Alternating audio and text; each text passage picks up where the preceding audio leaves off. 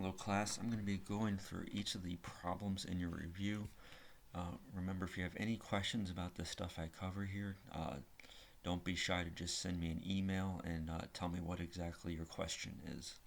Alright, so let's start off with researchers carried out a survey of 4th, 5th, and 6th grade students in Michigan. Students were asked if good grades, athletic ability, or being popular was most important to them. The two-way table summarizes the survey data. Okay, so from this table, we can see that there were 92 fourth graders, and 49 of them thought that grades were most important. 19 of them thought that popularity was most important. We had 135 total sixth graders. 69 of them thought that grades were most important, etc.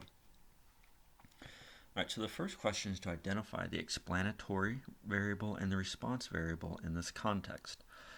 Remember, with explanatory variable, think which variable is affecting the other. Which variable is affecting the other. With response variable, think of which variable is being affected. Which variable is being affected.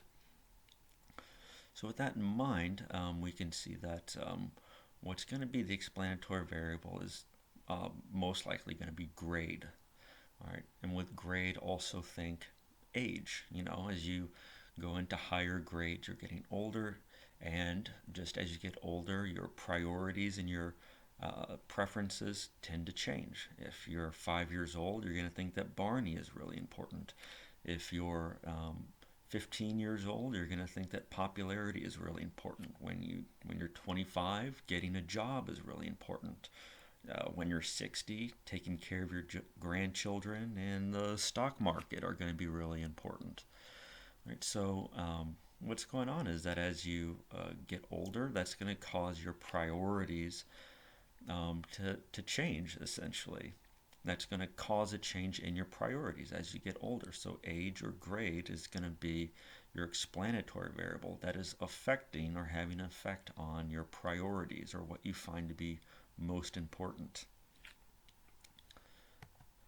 So part B asks us to make a segmented bar chart to show the relationship between grade level and which goal was most important to students.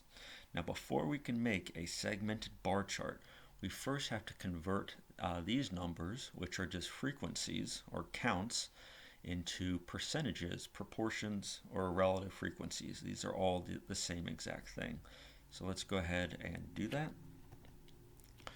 So what's going to be the proportion of fourth graders who find grades to be most important?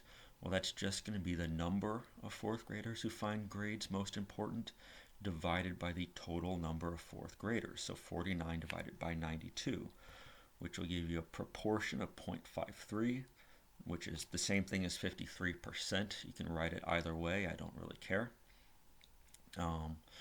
What proportion of fourth graders think that athletics is most important? Well, that's going to be 24 divided by 92 for a proportion of 0.26. What about the proportion of fifth graders who think that athletics is most important? That's going to be 36 divided by 108 for a proportion of 0.33. And the last one I'll go over is sixth graders who find athletics most important.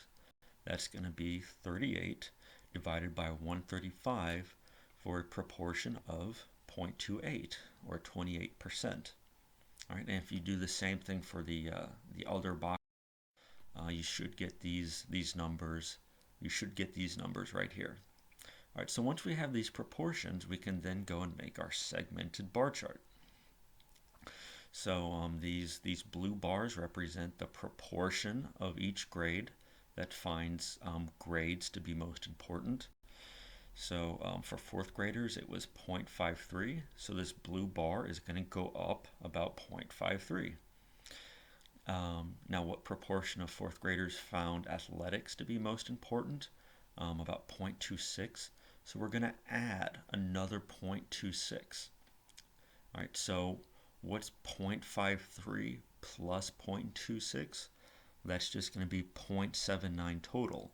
So when we add this blue bar and this orange bar together, they should add up to about 0.79 or just under 0.8 as we see right here. All right, and then when we add in popularity, that'll account for 100% of all the fourth graders. Remember that a segmented bar from segmented bar charts, they always add up to a proportion of 1 or to a percentage of 100%. All right, and so we do the same for the fifth graders and for the sixth graders. Notice that the fifth graders segmented bar is just below 1.0 or 100%. That's just going to be because of rounding errors. So don't really worry about that too much. Okay, so we have our segmented bar chart. C asks us, based off of this segmented bar chart, is there an association between these variables, between what grade you're in and what your priority is? Explain your reasoning. If there is an association, please describe it. Okay, so there is an association, and you always know there's an association if one of these segmented bars looks different from any of the other segmented bars. All right, and we can see that there are differences. The fourth grade segmented bar does look almost identical to the sixth grade segmented bar. All right, but they both look different from this fifth grade segmented bar. Notice that the fifth graders tend to not overall don't find grades to be their top priority as much as in fourth and sixth grade, and they're more likely to find athletics to be their top priority. All right, so the blue bar is a little bit shorter for fifth graders than it is for the other two grades, and their orange bar is a little bit longer. So when you have a segmented bar that's not identical to all of the other ones, then you know there's an association. Now let's briefly describe this association. All right, I kind of already did it. Fifth graders are less likely to find grades as their top priority. They're less likely to find grades as their top priority, and are more likely to find athletics to be their top priority when compared to fourth graders and to sixth graders. All right, let's look at the next problem. There's a lot of words here. We're going to have to kind of simplify it once we get through it. It asks, at what age do babies learn to crawl? Does it take longer to learn in the winter when babies are often bundled in clothes that restrict movement? There might even be an association between babies' crawling age and the average temperature during the month when they first try to crawl, around the 6 months after birth time period. Data were collected from parents who reported the birth month and the age at which their child was first able to creep or crawl a distance of 4 feet within 1 minute. Information was obtained on 414 infants. Average crawling age is given in weeks, and the average temperature. And remember, the average crawling age is the age at which they could crawl 4 feet within 1 minute. All right, and the average temperature in degrees Fahrenheit is for the month that is 6 months after the birth month, because that's when they're first actually even trying to learn to crawl. Okay, so the only two variables that we really care about here is that average temperature 6 months after they're born. That's what this is right here, this second column, average temperature 6 months after birth. And then their average crawling age, how many weeks until they could crawl 4 feet within 1 minute. All right, and this is the average for children that were born in January, the average for children born in February, and so on. Okay, so identify the explanatory and the response variable. Explain your reasoning. Remember, the explanatory variable is the one that's affecting the other variable, and the response variable is the one that is being affected. So here our explanatory variable is going to be the average temperature. That's going to affect how quickly your baby can learn to crawl. They give you the reason why. If it's warmer during that 6 month after they're born, then they're not as cooped up in their clothing And so they have better range of motion to try crawling. It's clearly not going to be the average crawling age that's affecting the temperature. Babies crawling isn't going to make it warmer outside. All right, so average crawling age is not going to be the explanatory variable, but the response variable. It's being affected by that average temperature. Part B, make a scatter plot to display the relationship between average 6 months temperature and average crawling age. Okay, so here's that scatter plot. Remember that we put our explanatory variable on our x-axis. The explanatory variable goes on the x-axis. So average temperature on the x-axis, crawling age on the y-axis. Question C asks us to describe the relationship shown in the scatter plot. It's clearly a negative relationship.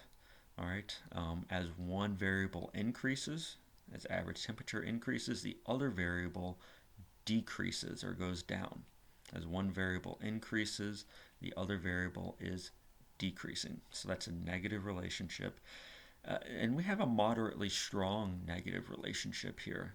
These lines are pretty much along a direct line right here. There's really only one dot that deviates significantly from that line, and that's going to be this one right here. So given that, we're asked to give an estimate of the correlation for this relationship. Remember that the correlation has to be -1 at its absolute lowest and +1 at its absolute highest, and 0 if there's absolutely no relationship. So we know that this is going to be below 0 because it's a negative relationship, and it's actually kind of strong. If it were a correlation of perfect -1 correlation, then all of these dots would be exactly on a single straight line. Now they're not like that, so it's not going to be an exact -1, but it's going to be relatively strong. I would put it at around -0.6, a relatively strong negative correlation here.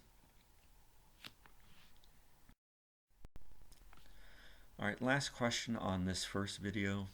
It says the principal of a high school read a study that reported a positive correlation between the number of calculators owned by high school students and their math achievement. Based on this study, he decides to buy each student at his school 2 calculators, hoping to improve their math achievement. Explain the flaw in the principal's reasoning. All right, the main general principle, all right, that the principal is violating is that correlation does not imply causation. I mean, clearly, all you need is one calculator. Having a second calculator isn't really going to help you at all. It's not going to give you stuff that you couldn't already do with the first one.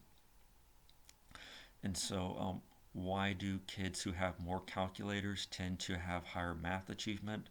Well, they're obviously probably from a more affluent background.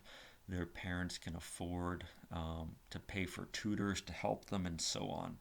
But no, it's not going to, the principal is not going to help his students out by making sure that each one has an additional 2 calculators.